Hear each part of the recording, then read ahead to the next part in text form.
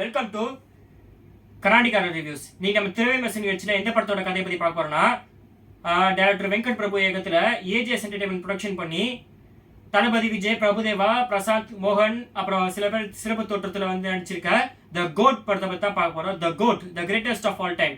இந்த படத்தோட கதையை பற்றி பார்த்தோன்னா, விஜய், பிரபுதேவா, அஜ்மால் அப்புறம் பிரசாந்த் வந்து 4 பேர் சாட்ஸில் வேலை செய்வாங்க. சாட்ஸ்னால் இந்த ரா மாதிரி ரா சிபிஐ மாதிரி ஒரு டிபார்ட்மெண்ட்டு, அதில் வேலை செய்வாங்க. அப்போ வந்து நிறைய கேஸ், நிறைய மிஷன்லாம் கம்ப்ளீட் பண்ணுவாங்க. அதே மாதிரி ஒரு நாள் வந்து பேங்காக் போகிறாங்க மிஷனுக்காக.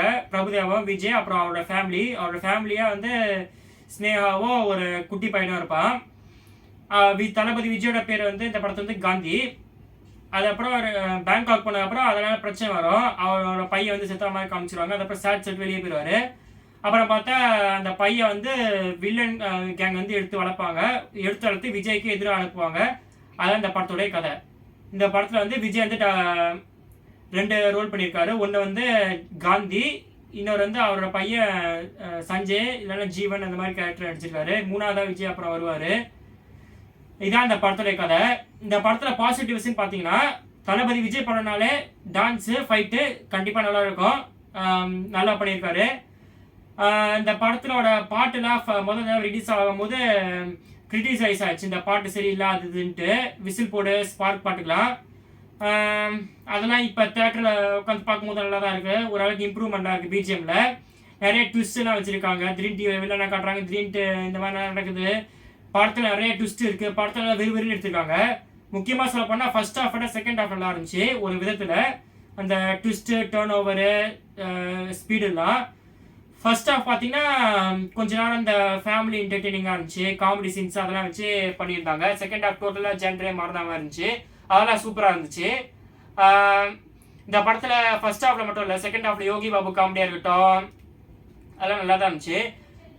தளபதியோட ஹீரோயிசத்தோட, அதாவது காந்தி ரோலோட அவர் வந்து வில்லனா சமயம் மாட்டிருக்காரு. டிஏஜிங்லாம் பிரமாதமாக பண்ணியிருக்காங்க. இதுக்கு விஜய்க்கு வேற என்னன்னாலாம் யுவன் நல்லா மியூசிக் போட்டிருக்காரு ஓரளவுக்கு. மற்றவங்க எல்லாம் நடிச்சிருக்காங்க. ஸ்னேகா வந்து ரொம்ப நல்லா நடிச்சிருந்தாங்க. ஒரு அம்மா ஒரு கேரக்டரா, வயசான கேரக்டரா எல்லாம் நல்லா தான் நடிச்சிருந்தாங்க. வழக்கமாக வெங்கட் பிரபு படம்னாலே ஒரு குரூப் வந்துடும்ல, வெங்கட் பிரபு செட்டுன்ட்டு அவங்களும் வந்திருந்தாங்க. அவங்க கொடுத்த ரோல் நல்லா தான் பண்ணியிருந்தாங்க. பார்ட் 2க்கு நல்லா லீடு கொடுத்துருந்தாங்க. இந்த படத்தில் இதெல்லாம் பாசிட்டிவ்ஸு. நெகட்டிவ்ஸ்ன்னு பார்த்தீங்கன்னா ரொம்ப லென்த்தியாக இருந்துச்சு படம். கொஞ்சம் ஷார்டன் பண்ணிக்கலாம். மற்றபடி ஒன்றும் நெகட்டிவ்லாம் கிடையாது. எல்லாமே பிரமாதமாக பண்ணியிருந்தாங்க. ஸோ இந்த கோட் படத்தை யாரெல்லாம் போய் பார்க்கலான்னு பார்த்தீங்கன்னா, யார் வேணாலும் போய் பார்க்கலாம். தளபதி ஃபேனாக இருக்கணும்னு அவசியம் இல்லை. யார் வேணாலும் நீங்கள் வந்து எந்த ஆக்டர் ஃபேனாலும் நீங்கள் அந்த ஆக்டர் ஃபேன்றதே மறந்துட்டு ஒரு ஜென்ரல் வழினா போய் படத்தை பாருங்கள். எத்தனை வாட்டி வேணாலும் நீங்கள் படத்தை பார்க்கலாம்.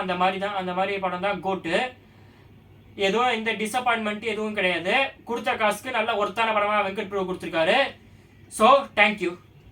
கோட் படம் வெற்றி அடைய என்னோட வாழ்த்துக்கள்.